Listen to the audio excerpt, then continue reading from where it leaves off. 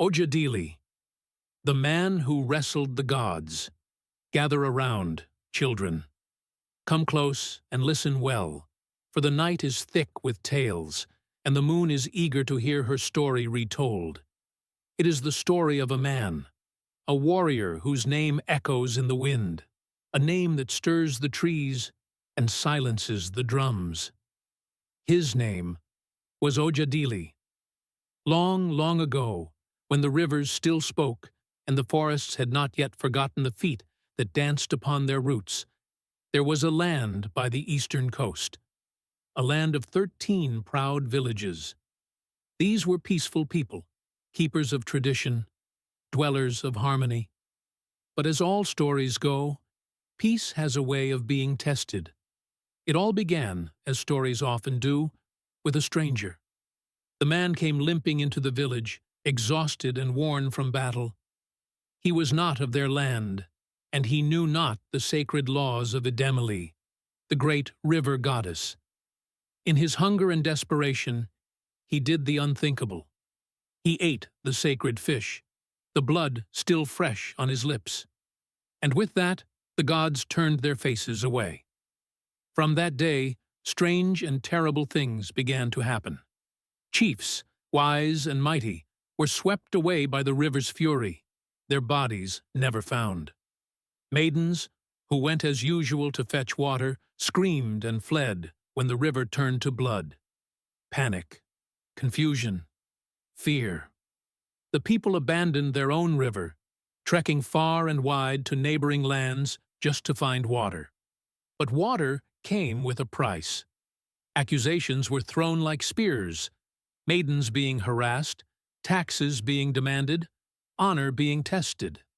And so the elders, after much talking and tooth-clicking, resolved the only way they knew how: a wrestling contest.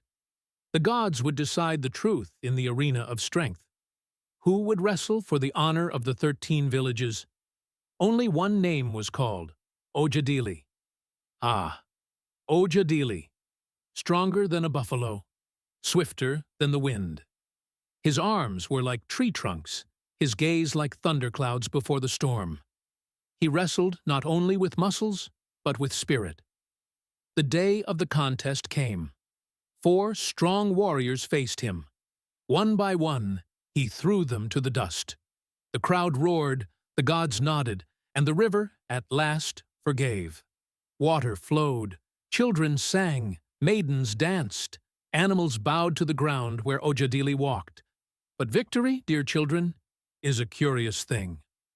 While others celebrated, Ojadili felt an emptiness inside him. He had bested men. He had wrestled across the 13 villages. What more was left? He wanted to wrestle the gods. Yes, you heard me right. He said it with his own mouth. He wanted to cross the 7 rivers, journey through the evil forest, and wrestle the gods in their own land. His mother wept. His kinsmen called him a fool. "Has the yam wine clouded your mind?" they cried.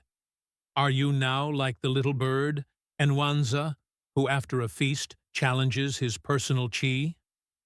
But Ojadili's mind was made up, and so, with heavy hearts, the elders took him to Igbo, the soothsayer, son of the rainmaker, who lived atop a mountain and dined on bees and thunder. He spoke with the trees, he whispered with birds, a man like no other. Igbo consulted his spirits and spoke thus: "You may go to the land of the spirits, Ojadili, but you shall not return the same man." The message chilled the bones of the elders. What did it mean? Would he return as a shadow of himself, or something greater? Ojadili cared not. What he needed now was a companion. He asked his friends. All said no. Only one answered yes. Eloka. Eloka! Ha! That one was a flute-playing drunkard, more at home with wine than with war. But Ojadili had no choice. Someone needed to carry the water bag, the oil lantern, the goatskin pouch that held his charms. Eloka would do, and so they set out on the 3rd market day. Into the evil forest they went. Darkness met them. Days lost their names. They followed a star that shimmered in the night sky, their only guide. Then came the signs. A baby bathing in fire. Trees painted in red. The ground soft and damp like ash. And from the distance, the beat of a drum. Metallic, eerie, perfect. They were no longer in the world of men. The next thing they knew, they were in the presence of the chief of demons. How they got there, no one knew. One moment they stood. The next, they were on their knees before a crowd of spirits. The chief asked them why they had come. "We have come to wrestle the gods," said Ojadili. The demons laughed until the trees shook. Then the chief said, "Very well, you may try, but know this, you walk in the den of lions." First came a two-headed beast. Ojadili wrestled and won. Then came 3 heads. He won again. 4, 5, 6. He threw them all, until at last came the 7th, the oracle. 7-headed, ancient, proud, deadly. This time, the rules changed. Only one would live. The winner would gain immortality. The battle was fierce. Ojadili was thrown like a sack of yam. He lost count of how many times he fell. The crowd of spirits cheered and roared, eager for his death. But Eloka, Eloka, the coward turned savior. He played his flute, sweet, soft, magical. The melody carried the strength of ancestors. It healed, it revived.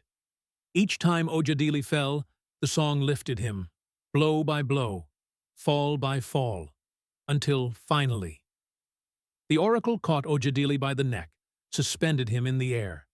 Death stared him in the face, and at that moment, Eloka reached into the goat-skin bag and pulled out a dagger, one gifted by the gods. Ojadili seized it, and with all his might pierced the heart of the oracle. A cry filled the sky. The beast fell. Silence. He had done the unthinkable. Ojadili had slain a god. The demons mourned. Their champion had fallen, but victory was bitter. The crown of immortality was denied. The demons turned on them. "Seize them!" they cried. Ojadili and Eloka fled. How they escaped, no one knows. But escape, they did. As they crossed the final boundary, a demon grabbed at Ojadili. He broke free, but not before a mark was left upon his back. That, my children, is the line you see on every human back. The mark of the demon's claw. The mark of Ojadili's journey. They returned to their people, heroes beyond words. Feasts were held, songs were sung, drums beat from dusk to dawn, and in every moonlight gathering, as the flute plays and the fire crackles, the story of Ojadili is told. For he was the one who defied death, the one who wrestled the gods and won.